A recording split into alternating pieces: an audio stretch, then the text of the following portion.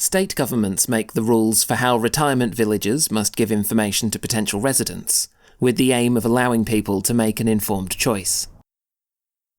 We did some user experience testing to see how well those disclosure formats actually achieve that aim in real life, and whether they can be improved. This video gives you a flavour of the findings. The written research report has the full details.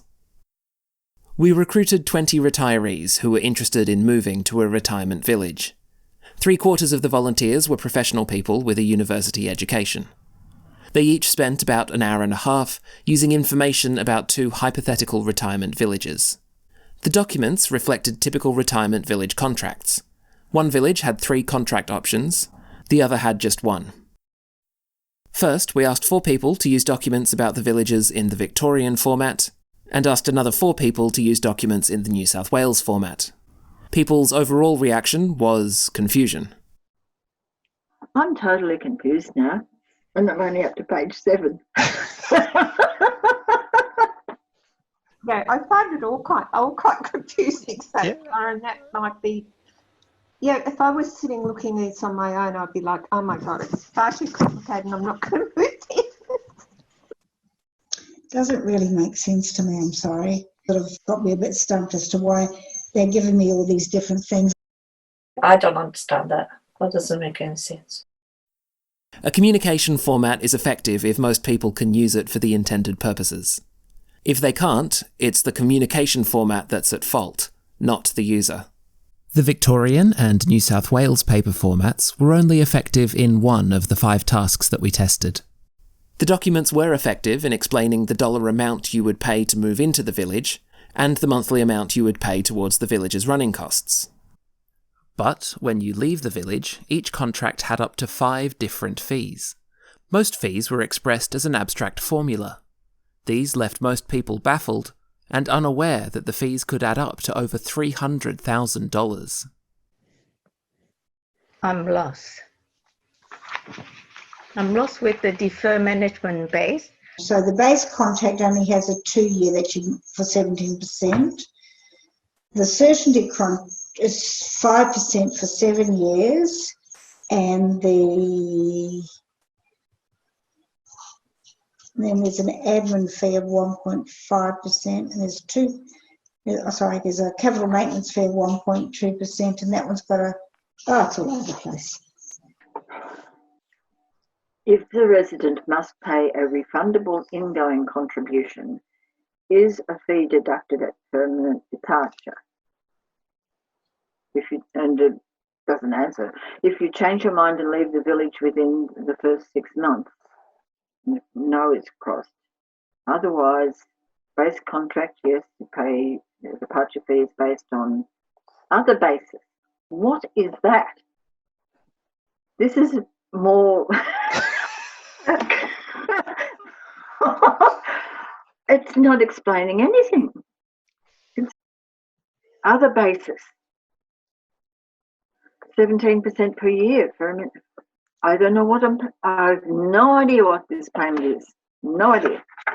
Based on what they've told me so far, I am totally confused. But I don't know why they have to make it so difficult. Oh, okay, so the 4% is a maximum of 5 years. It's still a bit of a mystery to me. Deducted from your refund. The fee is 1% of the next resident's entry fee for each year since you moved. I don't understand that. That doesn't make any sense. They do explain it, but why are they all so complicated? Why can you not just have why do they have all these bits and pieces? Like the next resident's entry fee, you don't know what that's going to be. I mean, that whole basis for this is complicated. It's not straightforward and going and buying a car or going and buying a house or anything like that. They're really, really complicated, which make me think I wouldn't even move into either of these two. Could you summarise the fees to them? No idea. No. The retirement village with 3 contract options created even greater confusion. The options differed in entry and exit fees, sharing of capital gains, responsibility for renovation costs, and potential delay in getting your money back. Until I know what the difference is between a base contract, a certainty contract, and a simple contract, I have no idea what they're talking about. No idea. So I don't know what the three contracts are, what they mean.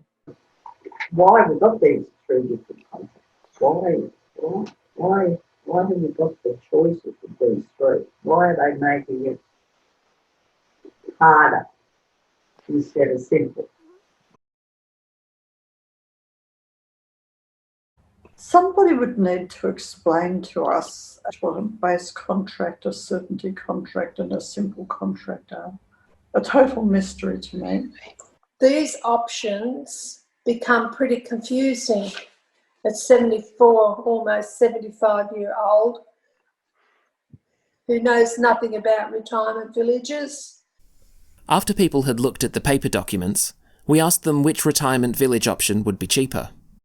It's so amorphous, just looking at all those percentages and number of years and so on. It really wouldn't enable anyone to make a reasonable estimate. I have no idea which of those would be best for us. I don't know. I don't know. I'd be very difficult to pick one. The complex maths meant that only one of the 8 people could use the paper documents to estimate which contract option would be cheaper overall. After observing the problems people had with the Victorian and New South Wales paper formats, we used best practice communication techniques to develop a new paper format. We tested it with 8 people. Yes, I like it. I like the way that that's laid out. Just cuts through all the rubbish, and I like the fact that it's coloured as well. That seems to help. While our new paper format was a big improvement, it still did not let most people make informed decisions or compared costs. If villages are allowed to have complex fee structures or multiple contract options, we didn't see how any paper format could be effective on its own. We tried getting people to transfer information about fees from a paper form into an online calculator to analyse the costs. We trialled both the New South Wales Government's Retirement Village Calculator and the Macquarie University Calculator.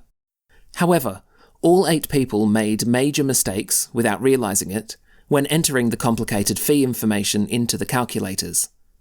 This meant every result was wrong by at least $100,000. The final disclosure format we trialled was our new paper format, working in combination with a mock-up of a comparison website, like comparing hotels on Trivago. This combination proved to be effective in all 4 tests. This had big advantages. People only had to enter their age and select which villages they wanted to compare. The website already had all the complex information about fees and contract terms for each village, and it did all the complex maths. Easy, because all the work's been done. The website presented a side-by-side comparison of the villages, including the overall cost of each. We asked our participants how useful the comparison website is. I think that the paperwork is essential, but it's overwhelming, the amount of detail in it. So I also feel that the website or an equivalent is essential to get a picture of the finances. I think it's very useful because that's really what we were looking for. How much will it be and blah, blah, blah, money-wise, and it's all set out there. Yeah, essential. It's so complex. Plus, you also take into account other things that we hadn't even thought of, such as whether you can get into a nursing home and so forth. Yeah. Yeah. Oh, and the fact that with some of them, you might have to wait 5 years before you get your money back or something. So yes, very useful. Yeah. One of the biggest issues with retirement villages is understanding the financial side of it. And the paper doesn't do it well enough for me. This site that you've set up here, this that I'm looking at, really brings home to me the figures on an overall thing where I could sit down on my own or with a family member and go through and be confident I was making a good decision. And we look forward to one day using the website when we're going to the retirement village. How long before this site's going to be up and running on the internet? Because I'm not going into a retirement village until I do use it.